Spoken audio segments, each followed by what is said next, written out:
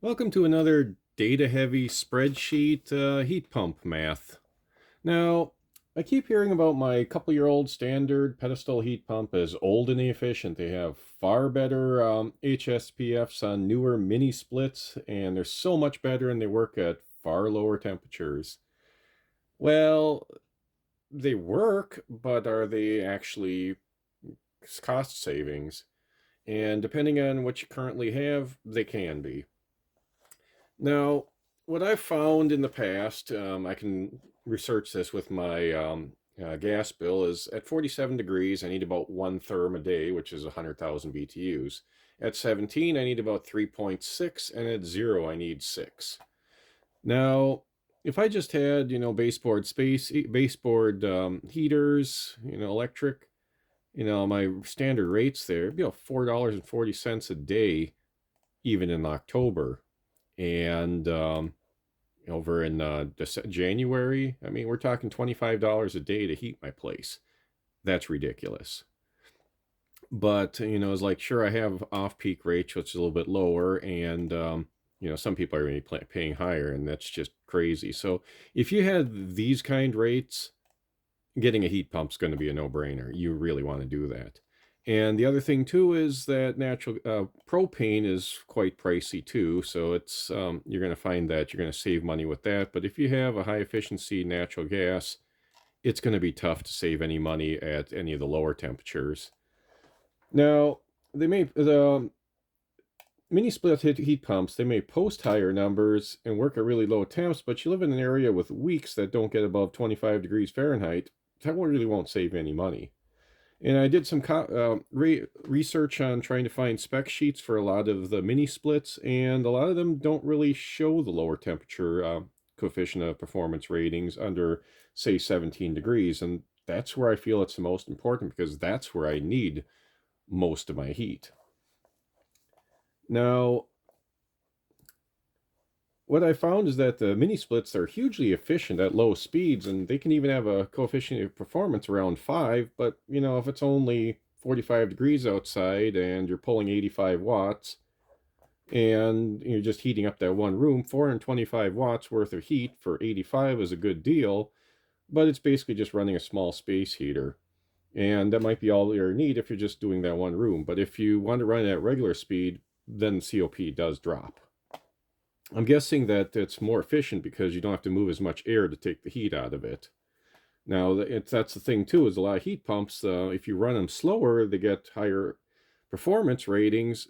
But in order to really take advantage of that, you have to really oversize your heat pump for your house, and that just costs more. So, it's like, do you want to really oversize it just for what's going to be 2 months of really low temperatures?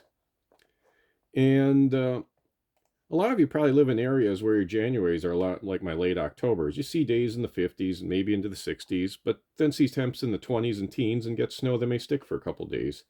To me, that's not winter. And the heating bills in, like October are minimal. I spent about $25 to heat my place, and using my heat pump for natural gas would have only varied about $5. A January heating bill with mostly natural gas is about $150 for a 1200 square foot single story house built in the 70s. And if using resistant heat, that can be $400. But even with the best heat pumps, the significantly low temps means it's still going to be more than a high efficiency natural gas. Now, the game changer will be is if we could start seeing some 3.0 coefficient performance heat pumps at temperatures under 15 degrees. I can't seem to find any of them. Now, there might be some out there, and it may be if you're running them at low speeds, but for the most part, you're going to be seeing about 2.2 or less. And the biggest issue here is how cheap natural gas is. Propane costs enough that with a coefficient of performance of 2.0 at 5 degrees Fahrenheit and a mid-priced electric rate at 15 cents, you can actually save money over a high-efficiency propane furnace. But from my research, if you're using resistance, get a heat pump. Probably a mini split, as the cost of putting in ducting is going to be high. If you have propane with ducting, just add a pedestal kind and use propane on the really cold days. If you have natural gas with ducting, add a standard pedestal heat pump if you get some rebate incentives and really buying it just so you can have central air. I love my heat pump for the fall and spring, but from mid-December to mid-February, it really gets minimal use, as it is too costly to operate. At 5 degrees Fahrenheit, 100,000 BTUs cost me about 220, but for my natural gas, it's less than half that. So needing 600,000 BTUs at 5 degrees Fahrenheit means that the heat pump costs me around $6 a day more than my furnace. So it's not just pennies either. And if there's some new tech out there, I can see some spec sheets with low temperature heat pumps with higher coefficient and performance ratings, I'd love to see those because that could be the game changer in places like around here. But then you got the other argument is like, well, look at Norway. They're able to handle it. Yeah, I did. In January, Oslo, Norway, their average high temperatures were 32 degrees Fahrenheit and lows were 23. That's balmy to us. Where I live, northern Wisconsin, average highs in the January are 20 and the lows are 4 degrees Fahrenheit. Our highs are lower than their lows. And with 2 months adding up to $300 to $800 to heat the place, current heat pumps just aren't going to cut it. Now, the other thing too that I found here is that the 9.5 ones here, this is what mine does at the standard pedestal kind at different temperatures, 47, 17, and 5. Now, I looked up some 10.5s. That was a 38 MBR outdoor unit, and I forget which one was the 11 here, but mine was posting a 4 at 47, but those higher ones were actually posting lower than that. And when it gets down to 17, the numbers kind of match up between all of them. At 5 degrees, there really wasn't much of a difference. I couldn't find for the other one, but I mean, that's not a big difference there. In the winter, that could add up to 30 cents a day. But as you get into standard rates, the numbers start going up quite a bit.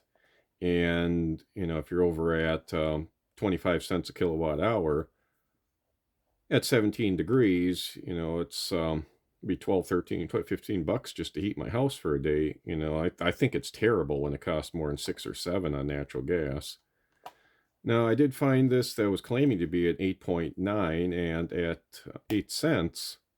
I mean, 5 degrees costs $1.20. I mean, that's barely more than my 97% natural gas and just a little bit less than an 80%. So even though this was posting a 8.9 HSPF, the numbers were quite high. It doesn't get, once it starts getting down to 5 degrees, it seems like everything's kind of in the 1.9 to 2.0 range. But it was just kind of surprising about how it actually did a little bit better than I was expecting. But if you're seeing any errors with my math or have some other information I can reference, I probably go make up another spreadsheet, add some stuff to this, and see where the numbers are coming from, because it just doesn't seem to be that helpful at the lower temperatures.